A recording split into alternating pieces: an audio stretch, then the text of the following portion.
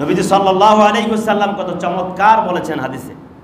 রাসূল সাল্লাল্লাহু আলাইহি ওয়াসাল্লাম নৌকার উদাহরণ দিয়েছেন, দুতলা বিশিষ্ট এক নৌকার উদাহরণ দিয়েছেন হাদিসে। মনে করেন দোতলা বিশিষ্ট একটা নৌকা, নিচতলায় একদল লোক থাকে, উপর তলায় একদল লোক থাকে। উপর তলাতেও পানির ব্যবস্থা আছে, নিচের তলাতেও পানির ব্যবস্থা নেই, সমুদ্রের পানি ছাড়া। এবার উপর তলার মানুষগুলা নিচতলার মানুষগুলারে উপরের পানি ব্যবহার করতে দেয় না। এবার নিচতলার মানুষ মনে করলো যে ঠিক আছে, উপরের তলার পানি যেহেতু ব্যবহার করতে দিবে না, আমরা তো পানির বেশি কাছে, উপর তলার মানুষের চাইতে আমরা পানির বেশি কাছে, কারণ সমুদ্রের পানি আমাদের বেশি কাছে উপর তলার চাইতে, তো আমরা একটু ছিদ্র করলেই তো পানির অভাব হবে না, ছিদ্র করবো, এখান থেকে আমরা পানি পান করব, অসুবিধা কি? তো এখন যদি নিচের তলার মানুষেরা ছিদ্র করা শুরু করে দেয়, এই ছিদ্র এই জাহাজের সব যাত্রীদের জন্য বিপদের কারণ কিনা বলেন আপনারা বলেন? আর এটা কি ভালো কাজ না গর্হিত কাজ? সমুদ্রে জাহাজ চলছে, ছিদ্র করতেছে, এটা কি ভালো কাজ করতেছে নাকি মন্দ কাজ করতেছে? এখন যদি তাদেরকে না বাধা দেন, তাদের এই অন্যায়ের বিরুদ্ধে যদি কথা না বলেন, তাহলে কি বাঁচতে পারবেন? একটু পরে উপরের পানি আর খাওয়া লাগবে না, নিচের পানি সবারই খাওয়া লাগবে, একবারে খাওয়া লাগবে। তো সমাজের এই সমস্ত অপরাধীরা ভালো মানুষের বাককে রুদ্ধ করে ফেলেছে, কথা বলতে দেন। এবং অন্যায়ের বিরুদ্ধে কথা বললে ভালো মানুষগুলাকে অন্যায়কারী হিসেবে সমাজের মধ্যে দাঁড় করিয়ে হাইলাইট করে সবাইকে। তো এই রকম দেশের মধ্যে মুসিবত আসবে, কোথায় আসবে প্রিয় ভাইয়েরা? আর যদি দেশ নিয়ে কোনো কথা বলেন, তাহলে সেটা তো রাজনৈতিক কথা বলার একদম মুখস্থ একটা বুলি শিখে ফেলেছে, যে অন্যায়ের বিরুদ্ধে দেশের কর্ণধার যারা আছে তাদের অন্যায়ের বিরুদ্ধে কথা বললেই রাজনৈতিক কথা হয়ে যায়। কি হয়ে যায়? এটা রাজনৈতিক কথা। এটা কেমন কথা? অন্যায়ের বিরুদ্ধে কথা বলবে, সেটা আবার রাজনৈতিক কথা কেন হবে? এটা কি রাজনৈতিক? একটা মুখস্থ শব্দ শিখানো হয়েছে। এবং মুসলমানদের মধ্যেও কিছু লোক তৈরি করা হয়েছে যে তাদের লাগে না, বরং তারাই তাদের দলের লোক হয়ে কাজ করছে। প্রিয় ভাইয়েরা আমার, মুসিবত ছাড়বে না। এদেশে বিভিন্ন জায়গায় সলাতুল ইস্তিসকা আদায় করছেন নিজস্ব উদ্যোগে, কিন্তু দেশের কর্ণধার যারা আছে তারা এই বৃষ্টি নিবারণের, বৃষ্টি আসার জন্যে, গরম দূর করার জন্যে কি পদক্ষেপ গ্রহণ করেছে বলেন? কি পদক্ষেপ গ্রহণ করেছে দেশের কর্ণধার যারা দেশ পরিচালনা করছেন? দেশের জনগণের এই তীব্র গরমকে দূর করার জন্য ব্যবস্থাপনা করেছে কি জানেন? ফ্যান লাগিয়ে দিয়েছে। ফ্যান বিভিন্ন এক জায়গায়, এক মোড়ের মধ্যে দেখলাম কুষ্টিয়ার এক মোড়ের ফ্যান লাগানো হয়েছে। আরে ভাই, এই গরম ফ্যানের মাধ্যমে দূর হবে? আপনি যদি এই কথা বলেন, এটাও রাজনৈতিক হয়ে যাবে। আবার ছাদের মধ্যে পানি ঢালা হচ্ছে ঠান্ডা করার জন্য, টিনের চালের মধ্যে পানি ঢালা হচ্ছে ঠান্ডা করার জন্য। এটা ঠান্ডা করবে। আবার গাড়ির মধ্যে বড় বড় এয়ার কুলার দিয়ে বাতাস দিচ্ছে। এটা ফেরাউনের কাজ, ফেরাউনের কাজ। এগুলি ফেরাউনের এরকম মনোভাবের ছিল। প্রিয় ভাইয়েরা, মুসিবত দূর হবে না যতক্ষণ নিজের অপরাধ থেকে নিজেরা না বাঁচবেন। আমরা যেটা সংবাদের মধ্যে শুনতে পাই, রমজান মাস, এই যে কয়েকদিন আগে রমজান মাস চলে গেল। রমজান মাসে আপনারাও শুনেছেন,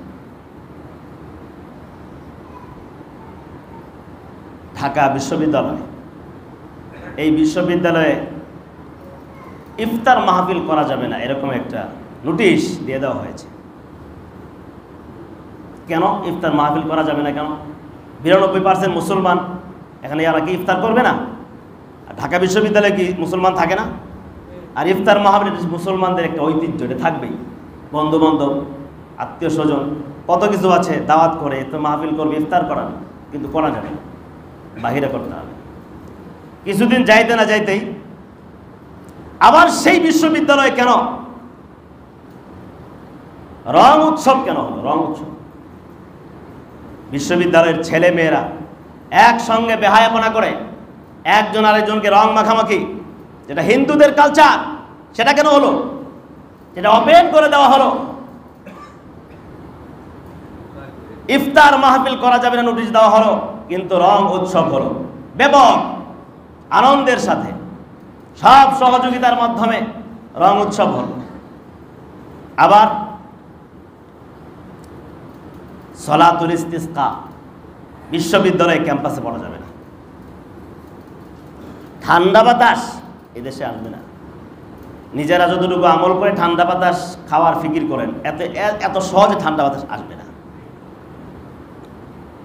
আল্লাহর কাছে নিজেরা তওবা করে নিজেরা যতটুকু নেওয়া যায় ততটুকুই। সলাতুল ইস্তিসকা আদায় করা যাবে না, বাইরে পড়তে হবে। আর ৯২% মুসলমানের দেশে সলাতুল ইস্তিসকা আদায় করা যায় না যেখানে, ওই জায়গায় আবার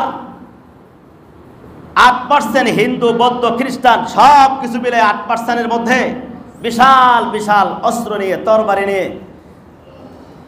মিছিল করা যায়, সেখানে কোনো অসুবিধা হয় না। একবার এক মিছিলের মধ্যে ঘোড়ায় চড়ে একজন আবেগের বসে ঘোড়ায় চড়ে একটা লাঠি নিয়ে মুজাহিদদের মতো একটা বেশ ধরেছিল, শুধুমাত্র এটাই হয়ে গেছে জঙ্গিবাদের নিশানা।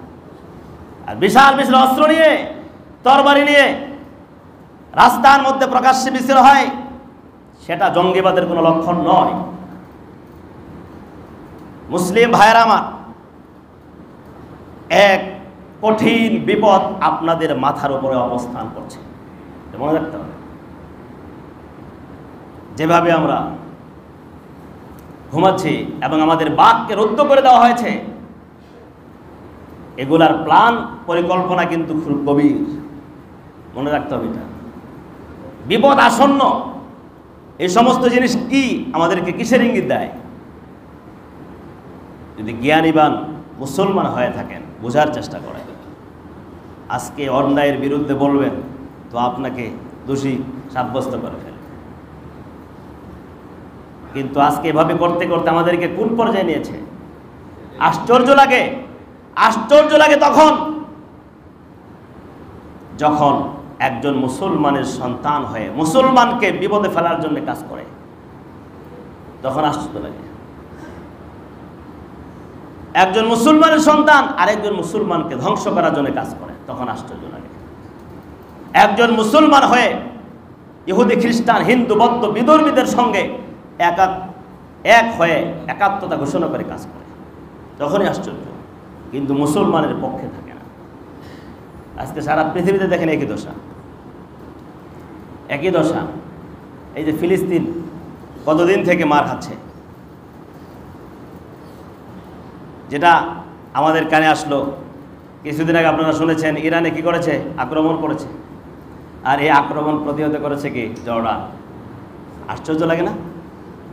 কেমন চিন্তা করেন। আর দুঃখ প্রকাশ করেছে এবং সহযোগিতা করেছে সৌদি আরব। এই হলো দেশ, পৃথিবীর বর্তমান হালত। শান্তি কোথায় থেকে আসবে? আসবে না। নবী সাল্লাল্লাহু আলাইহি ওয়াসাল্লাম পরিষ্কার বলছেন, ফালইয়ারতাকিবু ইনদা যালিকা রিহান হামরা। অনেকগুলো আলামত বলার পর নবীজি বলছেন, এই সময় মুসিবতগুলা, এই আলামত যখন আসবে তখন গরম বাতাসের অপেক্ষা করে। গরম বাতাস আসবে, জালজালা ভূমিকম্প আসবে, মাসখাত চেহারা বিকৃতি আসবে, খাসফা ভূমিধস আসবে, কদফা পাথরের বৃষ্টি হবে। এমন মুসিবত আসবে, একের পর এক মুসিবত আসতে থাকবে, আসতে থাকবে। তখন এই সময়ের মধ্যে আমরা পড়ে গেছি। এখন আমাদের এখান থেকে শিক্ষা নিতে হবে নবীর হাদিস থেকে, যতদিন পর্যন্ত আমরা নিজেরা ঠিক না হব ততদিন পর্যন্ত শান্তির আশা করে কোনো লাভ হবে না। নিজেরা তওবা করি, আল্লাহর কাছে ফিরে আসি, কান্নাকাটি করি। শেষ রজনীতে আল্লাহ পাক বান্দার উপরে দয়া করেন, দয়ার দৃষ্টিতে তাকান, আল্লাহ পাকের কাছে ক্ষমা চাইতে থাকি। ইস্তেগফার করতে থাকি, পুরা জাতির জন্য হেদায়েত কামনা করতে থাকি। এরপরে আল্লাহ পাক যদি আমাদের উপরে তার রহমতের ভান্ডার থেকে রহমত নাজিল করেন, তবেই আমরা শান্তিতে থাকতে পারবো।